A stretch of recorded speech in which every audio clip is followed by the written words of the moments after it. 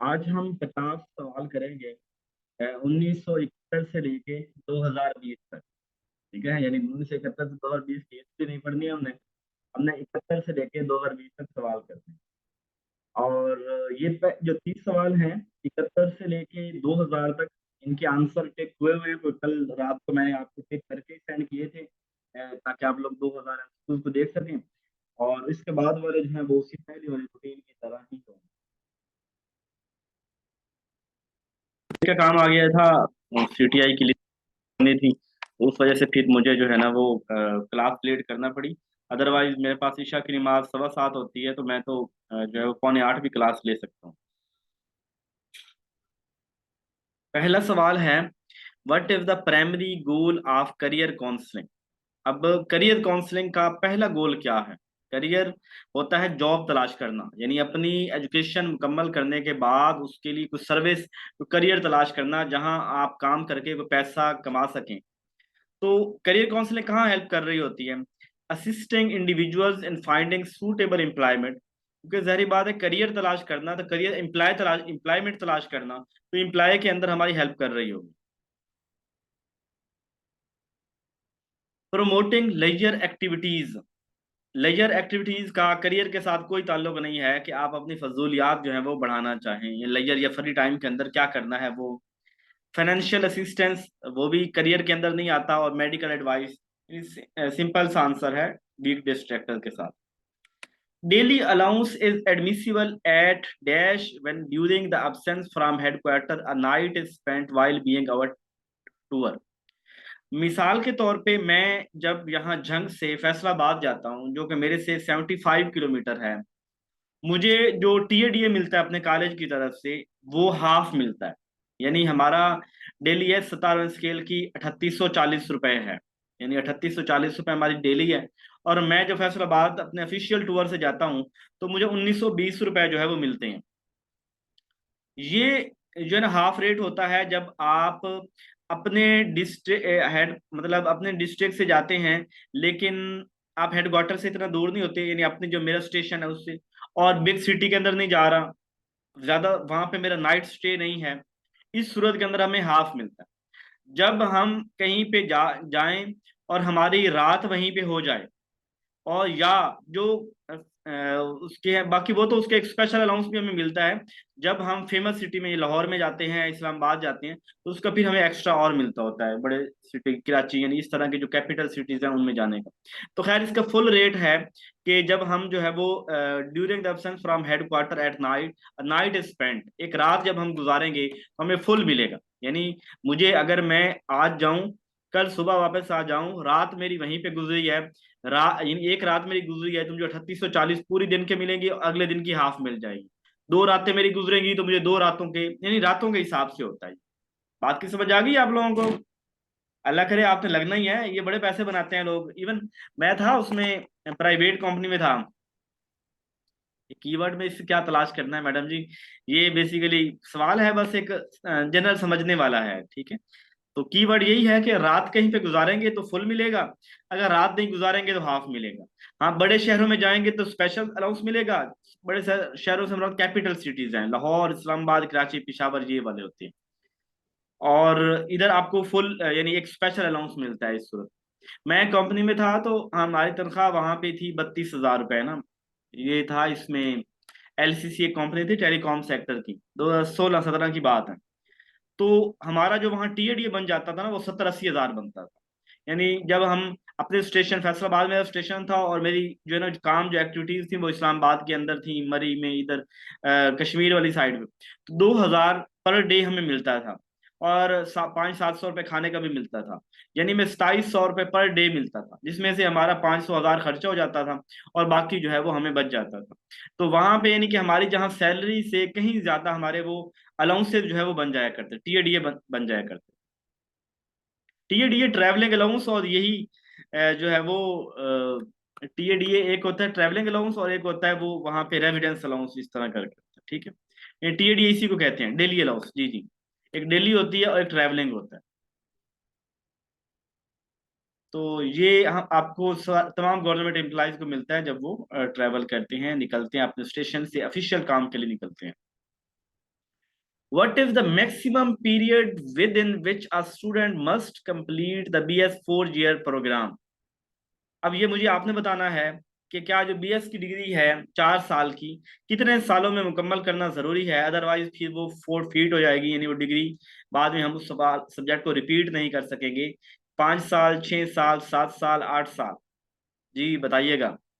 क्या मैंने ठीक लगाया? इतना ही बता दें क्योंकि आपके सामने लगा हुआ है। इख्तलाफ का हक रखते हैं आप लोग, क्योंकि मैंने ये तुक्का लगाया है। ठीक है। कि मेरे टाइम में रूल था, यही था 6 साल का। अब शायद रूल बदल गए हों, अब हम बुजुर्ग हो गए हैं, कहाँ 2015 में डिग्री की थी, अब 24 9 साल हो गए हैं। ठीक हो गए थे। आई थिंक आगे ना मशकूक कर देता है।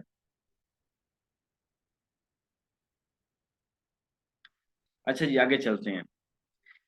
With who typically provides career counselling services? Career counselling की सर्विसेज कौन देता है? करियर काउंसलर ही देगा ना, जॉब के हवाले से। डॉक्टर तो करियर काउंसलिंग नहीं देंगे, वो तो हमारे गुर्दे वगैरह चेक करेंगे। पुलिस ऑफिसर अल्लाह इनसे बचाए, बहल ये हमें करियर नहीं बताएंगे कि आपने जॉब कौन सी करनी है। तो करियर काउंसलर जो है ना वो हों। अब बस वो ऐसे ये career. What makes AI valuable? AI जो है वो क्या क्या चीज AI को वैल्यूएबल करती है? कि बस इसीलिए कहते हैं अल्लाह इनसे बचाए, हमने अपना सॉफ्टवेयर अपडेट कोई नहीं करवाना। दिन को आए हुए थे हमारे कॉलेज में पुलिस वाले, तो वो ना विजिट करते रहते हैं, कभी ट्रेनिंग के हवाले से आ जाते हैं, कभी लाइसेंस के अपडेट करने के हवाले से आ जाते हैं, कभी ट्रैफिक रूल्स बताने के हवाले से आ जाते हैं। आज वो आए हुए थे पुलिस वाले काफी सारे थे, तो वो मंशियात के हवाले से आए थे कि एक तो हमने जी सर तलाशी मतलब तलाशी लेनी है किसी से, और साथ में ये भी था कि विजिट करना है कॉलेज का कोई मशहूर। तो मैं क्लास में BS इंग्लिश सेकंड सेमेस्टर के अंदर ना फिलासफी क्लास पढ़ा रहा था। तो वो आए दो पुलिस वाले, यूं झुक के मिले ना, तो मैं क्या ये क्लास में खड़ा हूँ तो झुक के मिल रहे हैं जैसे मेरे स्टूडेंट हो। बैठ जाऊं तो ये यूं खड़े होते हैं ना वहां पे। इधे और प्रोफेसर है तो उत्थे हैं, इधे सन क्या कब चेक करा। तो वहां पे ये जब खड़े होते हैं ना नाके पे, वहां ये इस तरह बोलते हैं, और यहाँ यूं झुक रहे हैं कि जैसे ये उस्ताद हो। मैं कहा बच्चों को सिगरेट सुगरेट है तो इनको निकाल के दे दे।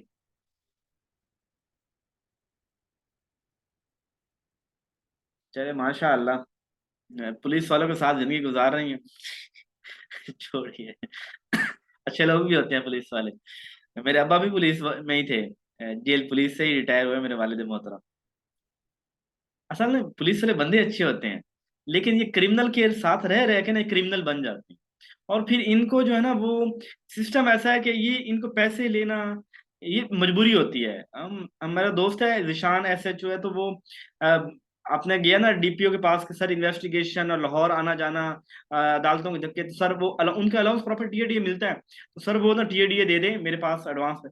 तो DPO क्या कहता है, वो कहता है कि अगर ये पैसे आप लोगों ने अपने मुद्दई से और उनसे खुद इकट्ठे करने होते हैं, और अगर जो है ना वो नहीं इकट्ठे, वो कहता सर मुझसे ये काम नहीं होता, कहता फिर तू प्रोफेसर लग जा, तो तुझे जो है ना ये काम नहीं होता। मेरा वो कजन के घर ना वो हुआ दूसरा, उनकी सोलर प्लेटें चोरी हो गई।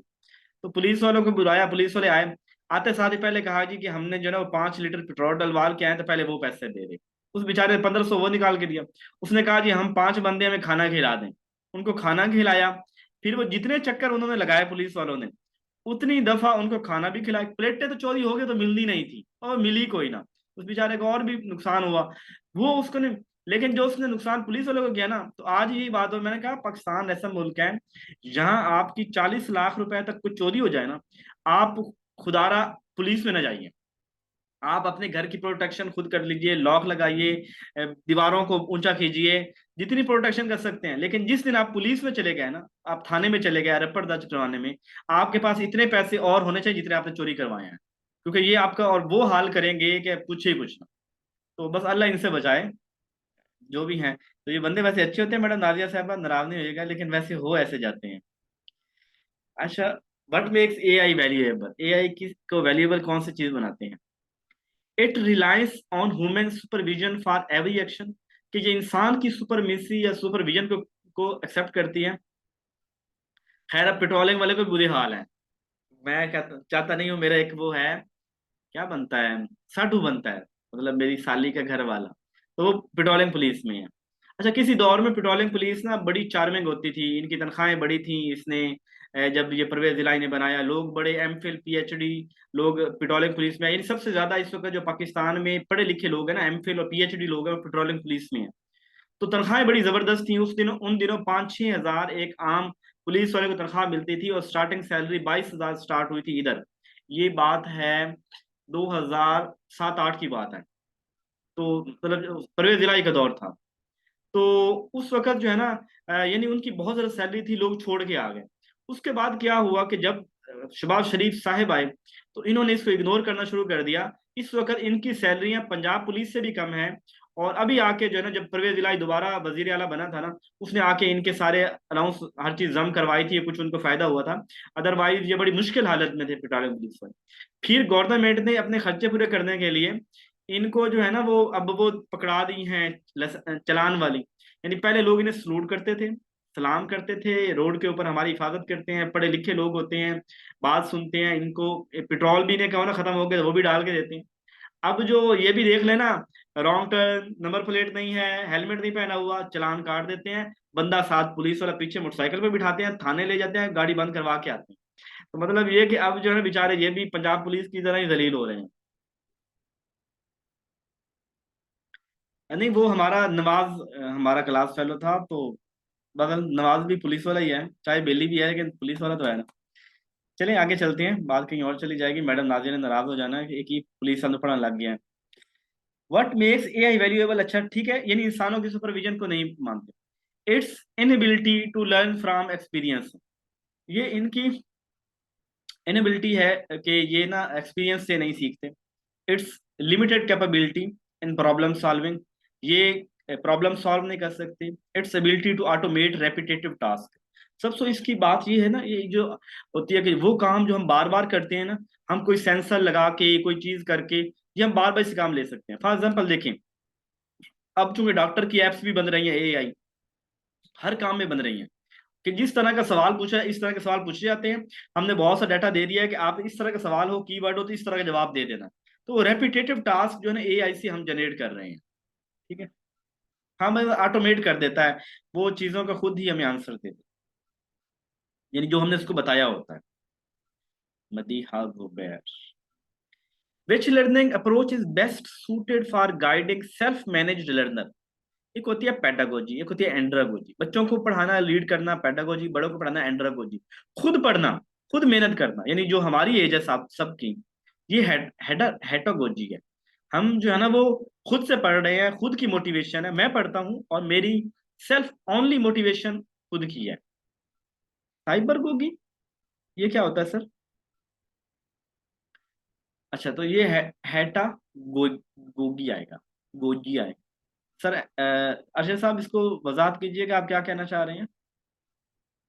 आपके मुझे मैसेजेस काफी मिले हुए थे, मैं इतना मसरूफ था, मैंने कहा क्लास लेके अभी कोई मुझे 35 लोगों की जो है ना वो 300-400 मैसेज आया हुआ है, तो मैं ये बाद में ही बैठ के इसको देखूंगा। नहीं साहिब, इतना मैं टैलेंटेड कोई नहीं, मुझे कोई नहीं पता। अच्छा, the name of the officer move to the static list if the period extra ordinary leave exceeds. Extra ordinary leave होती हैं जो हम 5 साल की लेते हैं। इसमें हम ना वेकेशन, वो स्टडी लीव भी काउंट कर लेते हैं, या बैर कहीं मुल्क में जाने फिरने के लिए गए हुए हैं या किसी। तो अगर हमारी जो है ना वो 5 साल से ज्यादा हमने वो लीव कर ली है ना, पहले होती थी कि आपकी 10 साल सर्विस हो जाए ना, तो फिर आप लीव ले सकते थे और जब चाहें फिर वापस आके अपने इदारे को ज्वाइन कर सकते थे। अब ऐसी छुट्टियां नहीं मिला करती। इस तरह तो लोग जो होता है ना, जैसे पाकिस्तान के हालात हैं, बंदा 10 साल सर्विस करके निकल जाए किसी और मुल्क में, वहां जाके अपनी जोर आजमाई कर ले कि कोई अच्छी नौकरी मिल जाए, कोई पैसा कमा ले, ना मिले तो फिर दोबारा आके अपनी नौकरी को ज्वाइन कर ले। अब ऐसी चीजें नहीं होती, किसी दौर में इस तरह के बेनिफिट हुआ करते थे। तो एक्स्ट्रा ऑर्डिनरी लीव अगर आप 5 साल से ज्यादा करेंगे ना, तो आपको स्टैटिक लिस्ट में डाल दिया जाएगा। वैसे तो ये होता है कि जो आपकी एक्स्ट्रा ऑर्डिनरी लीव हो, आपकी वो लीव हो, क्या बोलते हैं, स्टडी लीव हो, आपकी सीट खत्म हो जाती है उस स्कूल से, आप ओएसडी सीट बन जाती है आपकी। तो आप जब वापस जाते हैं तो आपको किसी और कॉलेज या स्कूल में भेजा जाता है, वो सीट फिल हो जाती है। तो ये 5 साल अगर आपने स्टैटिक लिस्ट में चले जाएंगे, वो कहीं खूब खाते लगा देंगे, लेकिन बाद में आपको बहाल कर देते थे। अब ऐसी चीजें नहीं होती, पहले सारे काम होते थे इस तरह के। लोग जो है ना मजे करते थे।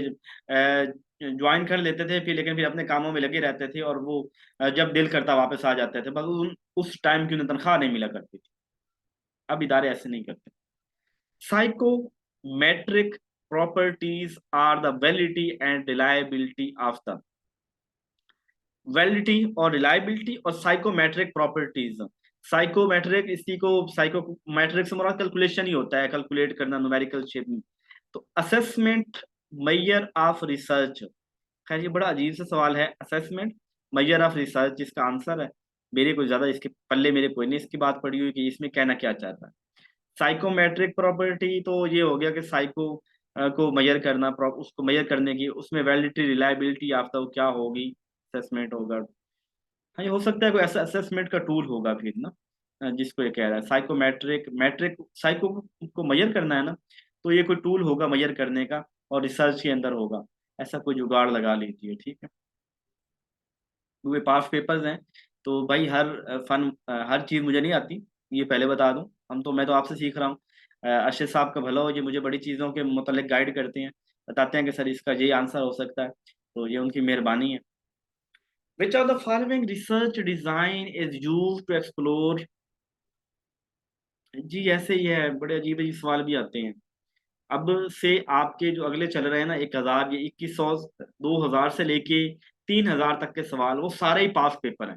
हाँ, मेरे पास जो सवाल आ जाते हैं ना मैसेज पे, मैं उसको टाइप कर लेता हूँ, जो मेरी बहन भाई जो मुझसे पूछते हैं, तो अगर वो सवाल मैंने पहले कोई ना करवाया हो तो मैं उसको ऐड कर लेता हूँ।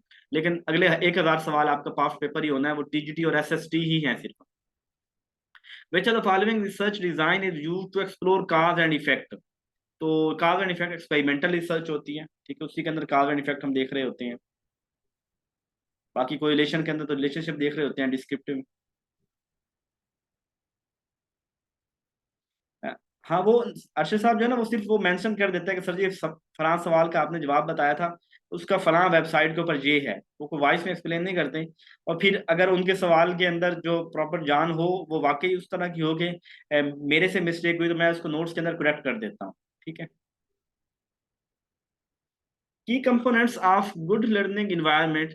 मेरी तरफ से तमाम स्टूडेंट्स को फुल्ली इजाजत है, हर लिहाज से जिस तरह की ग्रुप के अंदर पार्टिसिपेशन करें, अपना उनका कोई यूट्यूब चैनल है उसकी प्रमोशन करें, अपने किसी मतलब जो भी जिस भी तरह से आप एजुकेशन के हवाले से स्टूडेंट को फैसिलिटेट कर सकते हैं, आपको हर लिहाज से मेरा प्लेटफॉर्म के ऊपर इजाजत, यहाँ से उसके ऊपर वर्क करने की मुकम्मल इजाजत है मेरी तरफ से, कोई उसके, और मैं कुछ भी सीक्रेट नहीं रखता।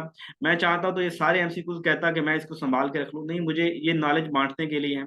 आप सारे लोग सीखिए, और मुझे कुछ भी जो है ना वो ऐसा प्राइवेट या प्राइवेसी रखने की जरूरत नहीं है। हाँ, इतना जरूर होता है कि जिन लोगों ने पे किया है उनका हक ज्यादा है कि अगर मैं सब, और जो कदर करते हैं ना उनको रखना चाहिए। फॉर एग्जाम्पल ये एमसीक्यूज हैं, मैं चाहूँ तो मैं सबको शेयर कर दूं, लेकिन जिनको कदर उन्हीं को होती है कि जो उस चीज के डिजर्विंग है। अदरवाइज ये देखें कि ये एमसीक्यूज इतनी मेहनत करके कोई नहीं इतने में करता, और जो या जो पढ़ने वाले हैं उसको 500 1000 भरने में मुश्किल नहीं होती, तो लोग 500 भी देते हैं, 400 भी देते हैं। मतलब जितनी जिसकी होती है वो कहता है सर मैं इतनी दे सकता हूँ, मेरी गुंजाइश नहीं है, मैं अगली बात ही नहीं करता। मैंने कहा कि यार ये जो है ना वो पढ़ाई है, हो सकता है हर एक के अपने मसाइल होते हैं, तो जैसे है चलने दें। हर तरह की इजाजत है, चाहे जाके मेरे एमसीक्यू से बुक पब्लिश करवा देना, मैं कुछ नहीं कहूंगा। हर तरह की इजाजत है। तो खुश रहें, दुआओं में याद रखा करें। कोई नहीं, बेस्ट कोई नहीं हूँ। वहां पढ़े तो बंदे को पता करता है, पता चलता है, बहुत अ, सख्त दिल हूँ। Key component of good learning environment include physical and technological resources such as। अच्छा, की component of good learning environment include physical और टेक्नोलॉजिकल। तो जो हमारा एक अच्छा इन्वायरमेंट है ना क्लासरूम का, उसके अंदर क्लासरूम का सेटअप भी मैटर करता है, उसके अंदर हमारे पास मटेरियल कौन कौन सा है वो भी मैटर करता है, उसकी टेक्नोलॉजी जो है वो भी मैटर करती है। ये सारी चीजें वहां पे करती हैं, ठीक है। Computer labs and E gadget, उसके टेक्नोलॉजी की बात है तो ये चीजें भी आ जाएंगी। Learner abilities and teaching strategy. अब लर्नर एबिलिटी उसके, ये अलग चीज है, एनवायरनमेंट एक अलग चीज है, ठीक है। एनवायरनमेंट एक अलग चीज है, हम एनवायरनमेंट की बात कर रहे हैं। कॉपरेशन, पेयर लर्निंग, ये और चीज। बहरहाल हमने वहां पे एक अच्छा इन्वायरमेंट देना, इन्वायरमेंट के अंदर वेल डेकोरेटेड क्लासरूम हो, वहां पे मटेरियल हो, टेक्नोलॉजी हो, ये चीजें होनी चाहिए। Budget of expenditure is prepared by, budget कौन बनाता है जी? तो फाइनेंस डिपार्टमेंट बजट बना के ना आगे करते हैं, वो देते हैं। मतलब जैसे वो वजीर खजाना और वो ही फाइनेंस डिपार्टमेंट बजट बनाते हैं, ऊपर मुल्की लेवल का भी, सूबे लेवल का भी, डिस्ट्रिक्ट लेवल का बजट भी, ये सारी चीजें जो है वो फाइनेंस डिपार्टमेंट बना रहा होता है। Ranking of HEI is part of, ये हायर एजुकेशन इंडेक्स जो है ना उसके अंदर जो रैंकिंग होती है, यानी ये हमारी यूनिवर्सिटियों की रैंकिंग होती है ना, HEI होती है। DDO जो है ना वो हर हर डिपार्टमेंट का एक DDO पावर होती है, जो उस डिपार्टमेंट की एक बड़े लेवल पे नहीं है, उसने बजट, वो अपने बजट बनाना नहीं है, वो एक्सपेंडिचर करता है, अलोकेट करता है, लेकिन वो अपने डिपार्टमेंट की करता है। ड्राइंग एंड डिसबर्सिंग ऑफिसर अपने, यानी मेरा कॉलेज है उसका प्रिंसिपल DDO पावर है। हमारे कॉलेज के अंदर जितना स्टाफ है 40-50 लोग हैं, इंक्लूडिंग क्लास 4, उनकी सबकी सैलरीज जो जा रही होती हैं उनकी एक संख्या DDO के अकाउंट से जा रही होती हैं। DDO के खास नंबर अलाट है 30-42 फॉर एग्जाम्पल है, तो उसके अकाउंट के अंदर वो पैसा गवर्नमेंट अभी भी, यानी हम देख सकते हैं कि मेरा जो है ना वो जो DDO है ना, उसके बजट में उसके अकाउंट में करोड़ों रुपए पड़े हुए हैं जो इस्तेमाल नहीं कर सकता। मतलब है सालाना सैलरीज उनके अकाउंट में ट्रांसफर कर दी जाती है किस्म का, उस अकाउंट में कि इस साल की इस कॉलेज की इतनी सैलरीज हैं, इनके इतने अलग अलग, फिर TAD आता है फॉर एग्जाम्पल, हमें कॉलेज में बताया जाता है कि जिन लोगों का कोई बिल बकाया है वो ले आए, फंड आया पड़ा है, वो मुख्तलिफ करके आते हैं, वो DDO अकाउंट में आते हैं, DDO फिर हमें आगे करता है भाई आ जाओ बिल लेके आओ, तो ये अपने बकाया जात ले लें।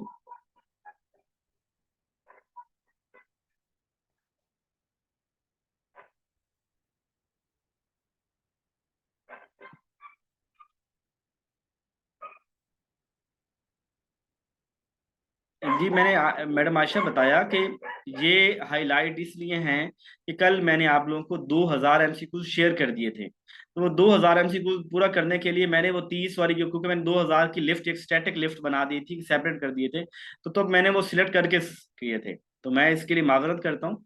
आइंदा जो अब 2001 से मिलेंगे ना वो हाईलाइटेड नहीं होंगे, ठीक है, आज बर्दाश्त कर लें इन 30 को। तो ये हमारी यूनिवर्सिटी की रैंकिंग होती है ना, ये होती है कि यूनिवर्सिटी में कितने लोग PhDs करके, कितनी रिसर्च हो रही है, कितनी, ये इन चीज़ों को देख के ना वहाँ रैंकिंग हो रही होती है।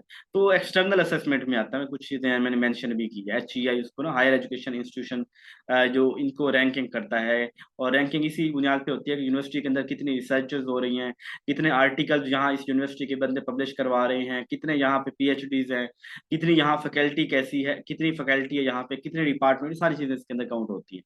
फिर रैंकिंग होती है कि जैसे यूनिवर्सिटियां कहती हैं कि हम पंजाब में पहले नंबर पे आ गए, दूसरे नंबर पे होगा। Ombudsman at federal and provincial level shall be ना मुख्तसिब होता है ना, हर हर डिस्ट्रिक्ट के अंदर वो क्या बोलते हैं, दफ्तर मुहतसिब हम कहते हैं जी, कि कोई कंप्लेन कोई शिकायत है तो मुहतसिब दफ्तर में लेके जाए।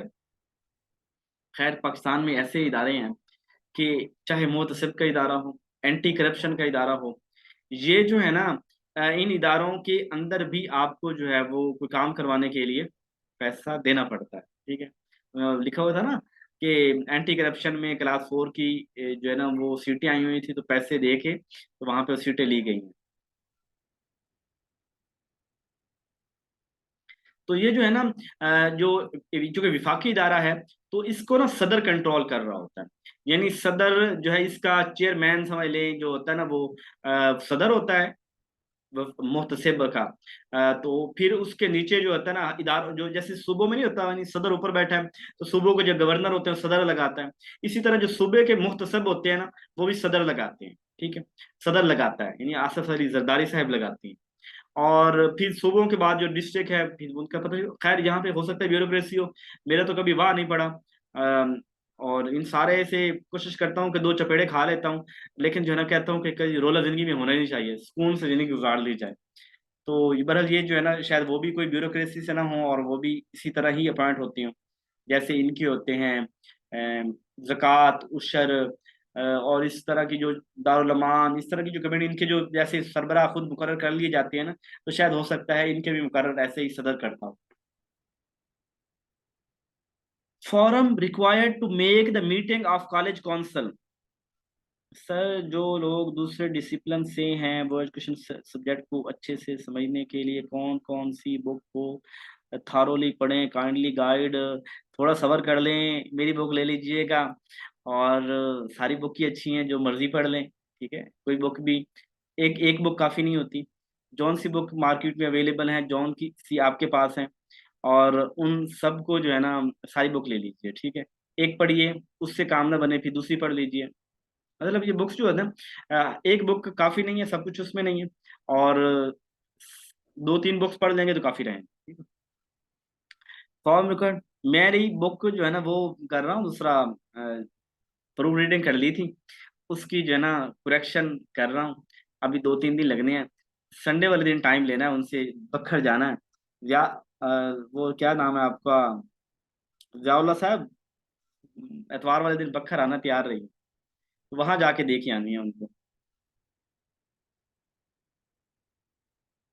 अच्छा, इनके लिए ना सारी बुक की है भाई, जो है वो फारूकी साहब, जोन ऑफ एजुकेशन, उनकी अच्छी बुक है, काफी कुछ कंजेस्टेड किया हुआ है उन्होंने। करेक्ट्स भी एक आसान बुक है, क्वालिफाई गाइड भी ठीक है, sense of education, soul of education, सारी ठीक है। मुझे तो अभी पता नहीं है कि 600 सफ़ात की बुक के वो पैसे कितने लेंगे। ये अब जाके वहां पे पूछूंगा क्या लेंगे, फिर उसके बाद देखेंगे। इस चीज का मुझे नहीं अभी अंदाजा नहीं है कि क्या इसके होंगे। अच्छा जी, चलिए इधर चलते हैं। जो कॉलेज काउंसिल की मीटिंग हुई, मैंने बताया था कि 17 बंदे होते हैं, तो कितने परसेंट बंदे हों तो फिर उसके बाद जो है ना वो मीटिंग हो सकती है। तो वो 50% बंदे होना जरूरी है मीटिंग स्टार्ट करने के लिए। क्यों मैडम नाजिर साहब, जल्दी है, मैं कहता हूँ 50 सवाल हो जाएं बस, 2020 तक हमने करने हैं। वो जब जैसे खत्म हो जाएंगे बस कर देंगे। वो तौबा, यही नोट्स मेरे से कह देते, मैं आपको 1500 में कॉपी करवा के भेज देता, तो आपने वहां से 4000 की करवा ली हैं। अल्लाह माफ करे, इतने पैसे ज्यादा आ गए थे। इतने में जो है ना वो मेरी 4 किताबें आ जानी है, और आप लोगों ने गरीबों में तकसीम भी कर देनी है। मैं तो जिस बेचारे को 1500 के किसी ने कहा ना सर मुझे अर्जेंट नोट्स चाहिए, तो मैं 1500 भी उससे पहले कहता कि सबर हो सकता है तो कर दो, नहीं तो 1500 है, और ये ना कहना कि मेरी जेब में कुछ जाना है, ये 1500 प्रिंटिंग की कास्ट है। अगर इससे सस्ती आप अपने डिस्ट्रिक्ट में करवा सकते हैं तो करवा लें। Dash of a civil servant is the station which has been declared as such by a competent authority, or in the absence of such a declaration, the station where the record of his office are kept. ये होता है कि आप ना deputation पे चले जाते हैं, किसी और इदारे में चले जाते हैं, या आप अपने इदारे से, अपने स्टेशन से कहीं दूर चले जाते हैं आज ही ड्यूटी पे, तो आपका सारा रिकॉर्ड कहाँ पे रहेगा, आपके हेडक्वार्टर में रहेगा, ठीक है। एक सिंपल सी बात है, आपका रिकॉर्ड हेडक्वार्टर में होता है। Research use primary data is, तो प्राइमरी डाटा यूज किया जाता है ना, वो बेसिक रिसर्च का होता है, ठीक है। प्राइमरी डाटा बेसिक रिसर्च के अंदर होता है। Draft printed audit para is consider by the, जो ऑडिट पैरा बनते हैं ना, मतलब ऑडिट पैरा से मुराद है एतराज लगता है किसी के, जैसे फलां की अकाउंटेबिलिटी, यानी वो जो होते हैं ना एडिटर होते हैं, वो आपकी अकाउंटेबिलिटी करते हैं, चेक करते हैं, सारा रिकॉर्ड देखते हैं, फिर जो आपकी डेफिशिएंसीज होते हैं उसके ऊपर ऑडिट पैरा लगा देते हैं, यानी एतराज रखने से मुराद है उसका ऑडिट पैरा लग गया, जिसको इतराज लग गया, जिसको उसने क्लियर करना है, तो पब्लिक अकाउंट कमेटी जो है ना वो इसको करती है, नुमाइंदे होते हैं वो करते हैं। What is the key benefit of conducting energy audits on campus, energy audit करना, यानी लाइटों का बिल बहुत आ रहा है आजकल, पता नहीं इदारे का बिल बहुत आ रहा है, इसको ऑडिट करना, तो क्या करेंगे, ट्यूशन फीस बढ़ा देंगे। जो एलुमनाई हैं, एलुमनाई जो यहाँ से इदारे के पढ़े होते लोग होते हैं, उनको कहेंगे डोनेशन ज्यादा दो, इदारे के हालात खराब हो। अट्रैक्टिंग मोर स्टूडेंट्स, ज्यादा स्टूडेंट को अपने इदारों में लेके आएंगे ताकि ज्यादा स्टूडेंट पैसे बचे। या आइडेंटिफाई एड्रेसिंग इन एफिशिएंसी, देखेंगे कि मसला बन कहाँ पे रहा है, क्यों हमारे जो है ना वो एनर्जी के मसाइल आ रहे हैं, उसको देखेंगे। तो पहले मसला तो देखेंगे ना, बाद में सारे मिन्नत तरले करेंगे पैसे बढ़ाने के हवाले से। The seating arrangement that allow student maximum interaction with peer, वो क्लस्टर सेटिंग है, गपशप लगाएं ज्यादा से ज्यादा आपस के अंदर, टेबल के ऊपर बैठ के वीआईपी मॉल के अंदर, वो क्लस्टर सेटिंग होती है। Q EC stand for quality enhancement cell, बात हो चुकी है इसके ऊपर पहले ही। The minimum credit for the single major BS program, यानी एक जो बीएस प्रोग्राम होता है, 4 साल डिग्री होती है, इसके अंदर 130 क्रेडिट आवर लाजमी होने चाहिए, ठीक है, यानी एक डिग्री 30, और इसके अंदर 30, 130 के अंदर 30 जनरल सब्जेक्ट होने चाहिए, यानी जो वो सब्जेक्ट स्पेशल हमारी फील्ड के नहीं है। मैं बीएस इंग्लिश कर रहा हूँ तो 30 सब्जेक्ट ऐसे होंगे जो इस्लामियात, उर्दू, पाक स्टडी, इस तरह के होंगे, तर्जमतुल कुरान वगैरह etc, और बाकी 100 ऐसे क्रेडिट आवर होंगे जो मेरे सब्जेक्ट से रिलेट कर रहे हैं। What do the naturalist not accept? क्या चीज नेचरलिस्ट नहीं एक्सेप्ट करते? The view that child comes from heaven trailing cloud of glory, कि ये बात एक्सेप्ट नहीं करते कि जो बच्चे हैं ये आसमान से आते हैं। यानी ये आसमान से आने से मुराद ये है कि ऊपर से नाज़िल नहीं होते। वो कहते हैं ना, ये पुराने जमाने में एक जोक चलता था, अ, मैं कोई डाउनलोड हुए हो यहाँ, तो इस तरह का कुछ था, यानी कि पैदा हुआ हूँ, डाउनलोड नहीं हुआ हुआ। जब ये नया नया डाउनलोडिंग वाला अपलोडिंग वाला था ना, तब तक कहते थे। अच्छा, यानी बच्चा ऊपर से क्वालिटी लेके आया अल्लाह की तरफ से, या कुछ बंदा जमीन पे आके बनाए। तो ये नेचर स्टूडेंट कहते हैं कि पहले कुछ नहीं होता, ये सारा कुछ जो है ना, ये आदतें बिगड़ती बनती जो है ना, यहीं यहीं से बनती हैं। ये ऊपर से कुछ नहीं है, यानी खुदा की तरफ से जो बने बनाए जो है ना, वो जीनियस वगैरह नहीं होते। The view that the heart is deceitful above all thing and desperately wicked. ये हर्ट जो है ना, दिल बहुत धोखा देता है, इस तरह की बातें करते हैं। नहीं, ये बड़ा, ये वीक शिकार हो जाता है।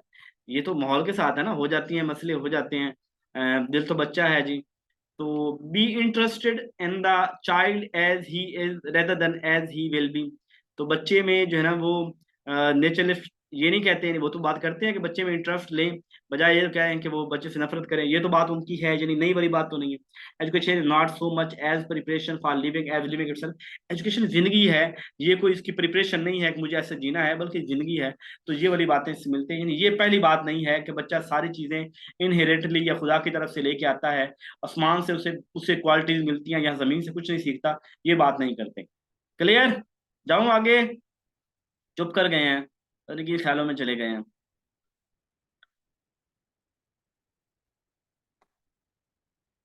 जागते रहो। ये क्या गलत है? ठीक है। अच्छा, where no funds are provided in the annual budget under a certain object classification to whom a request be made for token budget provision. भाई, हमें ना कोई इदारे की कुछ बजट चाहिए था, और बजट हमारे पास है, उन्होंने अलोकेट ही नहीं किया। अब इस सूरत के अंदर मैं क्या करूंगा, किसको कहूंगा? और डीडीओ पावर के तो हाथ बंधे होते हैं, उसके पास तो जो पैसा पड़ा है उसी में से देना है। वो उसने कोई बजट तो नहीं बनाना। पैसा फॉर एग्जाम्पल मुझे कुछ ऐसा चाहिए था जो बजट अलोकेट ही नहीं किया गया। होता है ना समटाइम कि कोई बड़ा लूडा सा एमपी होता है हमारे डिस्ट्रिक्ट का, और वो जाके फिर बजट में वो चीजें नहीं रखी गई थी। वैसे तो हर स्कीम बजट में रख दी जाती है कि फलां स्कीम को इतने पैसे दिए जाएंगे, लेकिन बजट में स्कीम शामिल नहीं थी। लेकिन वो लूडा एमपी ये वजीर आला पंजाब के पास जाता है, उससे कहता है कि मुझे ये फलां चीज चाहिए और जरूर चाहिए, अदरवाइज मैं अलम बगावत बुलंद कर दूंगा। उस सूरत के अंदर उसके लिए स्पेशल बजट जो है ना, वो फिर अलोकेट किया जाता है। तो खैर बहरहाल, ये हेड ऑफिस जो को रिक्वेस्ट की जाती है, हायर एजुकेशन को हम कहेंगे कि हमें ये चीज़ चाहिए, हायर एजुकेशन भी फाइनेंस डिपार्टमेंट से डील करके और वो बजट मंजूर करवाएगा। यानी कि पैसा एक्स्ट्रा चाहिए हो तो उसको हेड ऑफिस को हम रिक्वेस्ट कर देंगे कि हमें जो है ना इस काम के लिए पैसा चाहिए और हमें मैनेज करवा के दें। Nurture natural abilities and skills and, क्या है, एंड एबिलिटीज, इसको मैं कॉमा लगा देता हूँ। स्किल्स एंड, ये क्या है, skills and prepare student for skills. फिर ये ऐसे कर लेते हैं, nurture natural abilities and skills prepare student for the. तो जो हमारी जो नर्चर नेचर जो एबिलिटीज स्किल्स है ना, मुस्तकबिल के लिए तैयार कर रही होती है ना, जो हम कुछ सीख रहे हैं वो मुस्तकबिल की तैयारी हो रही है। The student face challenges in social interaction. जो सोशल इंटरेक्शन, किसी से हाथ नहीं मिलाते, किसी के आंखों में आंखें डाल के बात नहीं करते, टेक के सुकून से बैठ नहीं सकते, तो ये अटेंशन डेफिसिट डिसऑर्डर होगा। The cooperative learning method which, क्या हो गया, just a minute, which combine whole class learning plus heterogeneous small group is termed as. जहाँ पे हम जो है वो कोऑपरेटिव लर्निंग यानी मिलजुल के लर्न कर रहे हैं, पूरी क्लास और हर तरह के बच्चे, हर तरह के लोग, इसको हम सर्कल ऑफ नॉलेज कहते हैं कि हर तरह के लोग मिल के ज्वाइन कर रहे हैं।